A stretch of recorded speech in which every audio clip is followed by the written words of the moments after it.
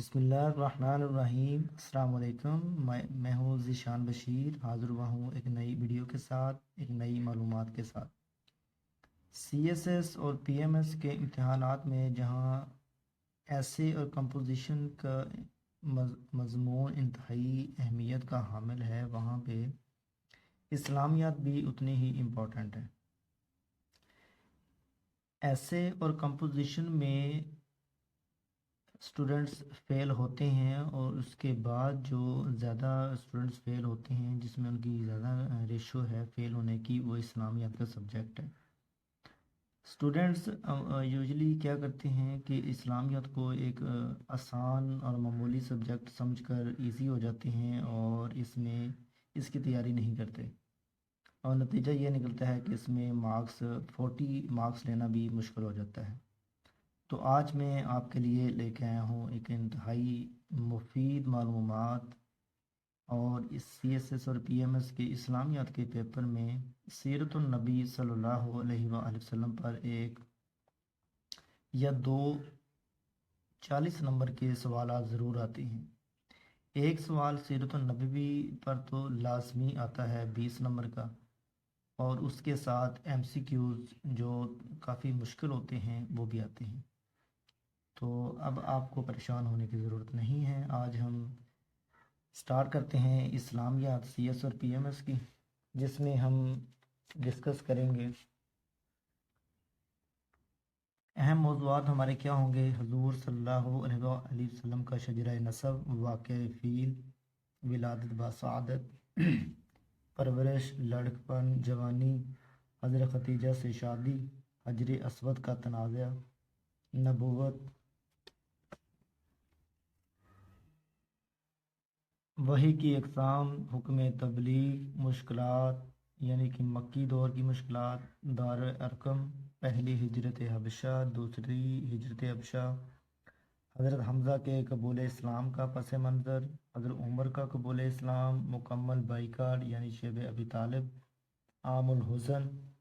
یہ وہ چند ٹاپکس ہیں جو ہم ڈسکس کریں گے، انشاءاللہ آپ کو ضرور اس میں فائدہ ہوگا۔ تو آئیں سٹارٹ کرتے ہیں سب سے پہلے حضور صلی اللہ علیہ وآلہ وسلم کے شجرہ نسب سے۔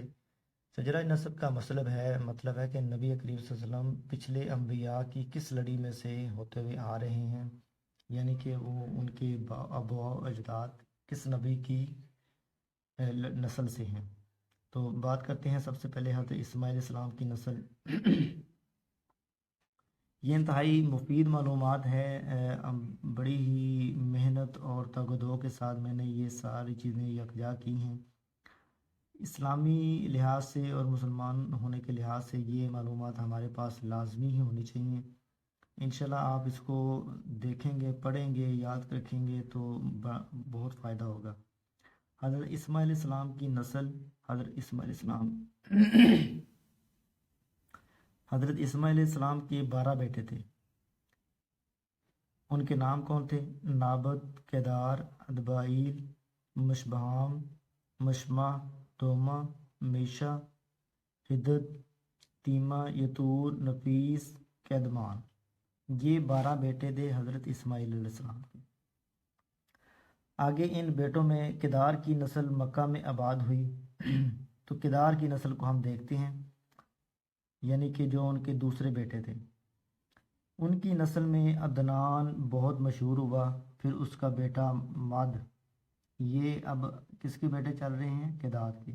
ماد کے بیٹے نزار کے 4 بیٹے تھے، جن میں سے مزر کا بیٹا الیاس اور اس کے بیٹے کنانا کا بیٹا فہر کا لقب قریش تھا، اور اسی سے قبیلہ قریش بنا۔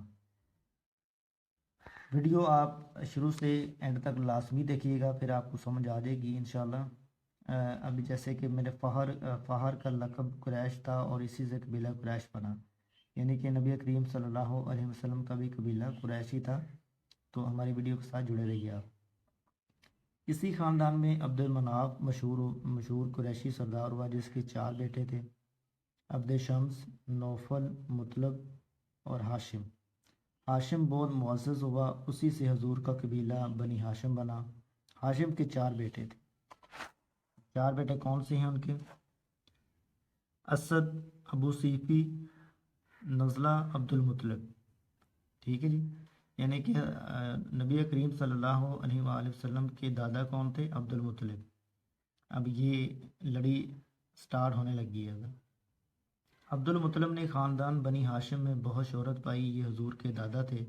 عبد المطلب کے 10 بیٹے تھے، حارث، زبیر، تیسرے نمبر پہ ابو طالب، چوتھے پہ عبداللہ، آگے حمزہ، ابو لہب، گداک، مکوم، صفار، عباس۔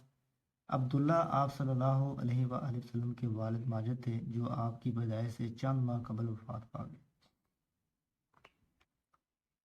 اب فہر جو ہم نے پیچھے پڑھا ہے قریش قبیلہ تھا۔ فہر نے اپنے خانہ کعبہ کی پاسبانی ان کے پاس ہی، اس نے اپنے قبیلوں میں خانہ کعبہ کی جو ڈیوٹیاں تھیں وہ تقسیم کی ہوئی تھی۔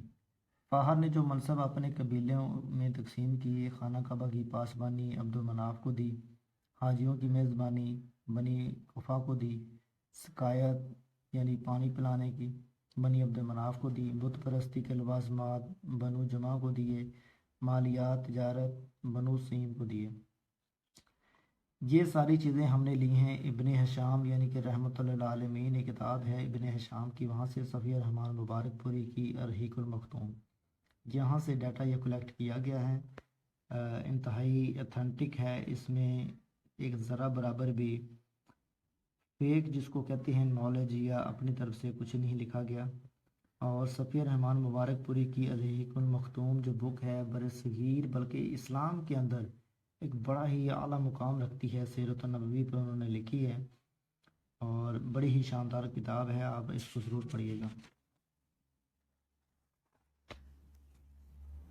آگے شورا جو تھا بنو اسد کے پاس تھی، اشناق یعنی دیت اور جرمانوں کا انتقام بنو تیمم کے پاس تھی، تیم کے پاس، عقاب یعنی پرچم کا علمدار دفاع بنو امیہ کے پاس، کعبہ یعنی قبہ یعنی شہسواروں کی قیادت بنو مخزوم، سفارت کاری بنو عدی کے پاس۔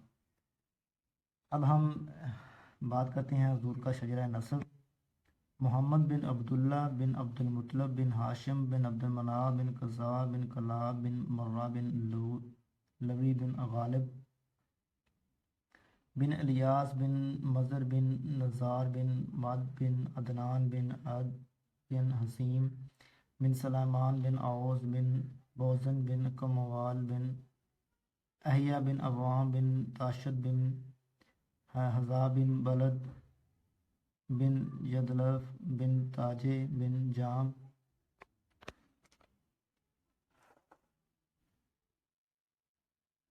یہ چلتے چلتے یہاں پہ آ جاتے ہیں ہم 4 لائن پہ، بن آرام بن کدار بن اسماعیل بن ابراہیم، یعنی کہ نبی کریم صلی اللہ علیہ وآلہ وسلم کی جو نسل ہے وہ کہاں سے چلی ہے؟ حضرت ابراہیم علیہ السلام سے۔ ابراہیم علیہ السلام کی بیٹی اسماعیل علیہ السلام تھے۔ فرسٹ پیج میں آپ دیکھ چکے ہیں کہ اسماعیل علیہ السلام کے 12 بیٹے تھے، ان کے آگے پہ نسل چلی اور وہاں سے نبی کریم صلی اللہ علیہ وآلہ وسلم دنیا میں تشریف لائے۔ اب ہم دیکھ لیتے ہیں سب سے امپورٹنٹ نبی کریم صلی اللہ علیہ وسلم کی زندگی سے پہلے جو واقعہ پیش آیا اسلام کے اندر، واقعہ فیل ہے۔ یہ واقعہ حضور کی پیدائش سے 55 دن پہلے فروری 571 میں پیش آیا۔ ابرہہ صبا حبشہ کا بادشاہ تھا، اس کے لشکر میں 13 ہاتھی تھے۔ ابرہہ کا لشکر صفا اور مروہ پہاڑیوں کے درمیان وادی محسن میں تباہ ہوا تھا۔ سی ایس ایس اور پی ایم ایس کے امتحان میں یہ واقعہ فیل سے ریلیٹڈ بڑے ہی مشکل اور امپورٹنٹ ایم سی کیوز آتے ہیں، تو ان چیزوں کو آپ یاد رکھیں، یعنی کہ واقعہ فیل حضور کی پیدائش سے کتنے دن پہلے پیش آیا؟ 55 دن پہلے۔ ابرہہ بادشاہ کس ملک کا تھا؟ حبشہ کا۔ اس کے لشکر میں ہاتھی کتنے تھے؟ 13 ہاتھی تھے، اور اس کا لشکر کس وادی میں تباہ ہوا؟ وادی محسن میں۔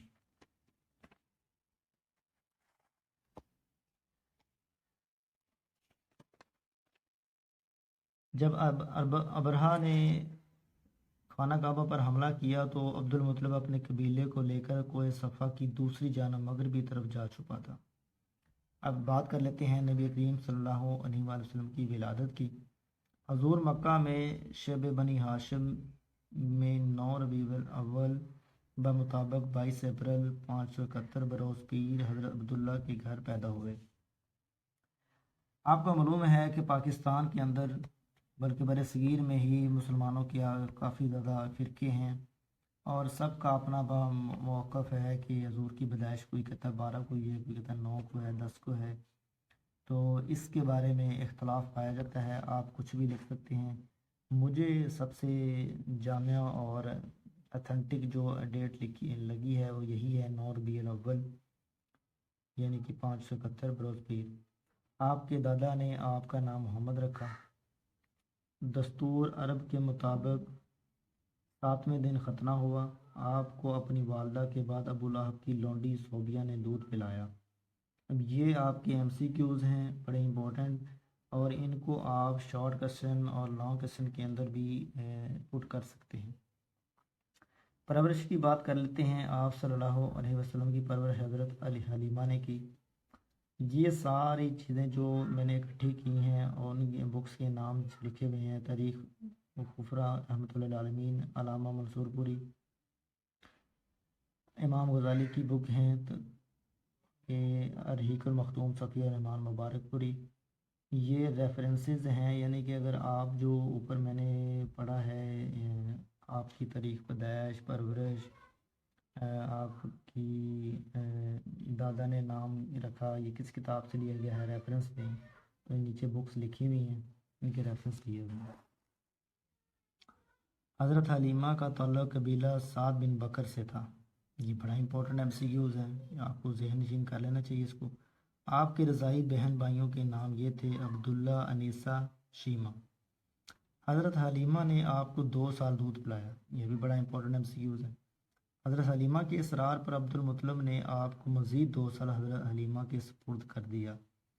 یہ سپرد ان کو کیوں کیا تھا، حضرت حلیمہ نے کیوں اصرار کیا تھا؟ آپ نے سیرت النبوی میں پڑھا ہوگا کہ ان کے گھر میں بہت زیادہ برکتیں آنے لگی تھیں اور ان کو ان سے محبت بھی ہو گئی تھی، رضائی ماں تھی ان کی، تو انہوں نے کہا کہ اب میں یہ برکتیں اپنے گھر سے جانے نہیں دے سکتی، تو انہوں نے اصرار کیا کہ آپ ان کو 2 سال میرے پاس اور چھوڑ دیں۔ تو حضرت عبد المطلب نے، یعنی آپ کے دادا نے، اس رائے کو منظور کیا۔ آپ کی والدہ حضرت آمنہ کا انتقال آپ کی عمر کے 6 سال ابوا کے مقام پر ہوا۔ ٹھیک ہے جی، یعنی کہ آپ کی والدہ کا انتقال کہاں پہ ہوا؟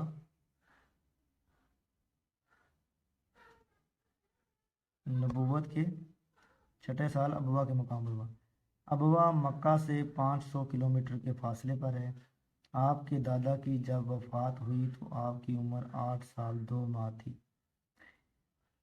ٹھیک ہے جی، نیکسٹ ٹاپک ہمارا لڑکپن جوانی آئے گا، اور اس کے بعد تو آج کے لیے اتنا ہی کافی ہے۔ انشاءاللہ کل ایک نئی ویڈیو کے ساتھ، ایک نئے ٹاپک کے ساتھ حاضر ہوں گے۔ کل تک کی اجازت دیجیے۔ اللہ نگہبان۔ السلام علیکم۔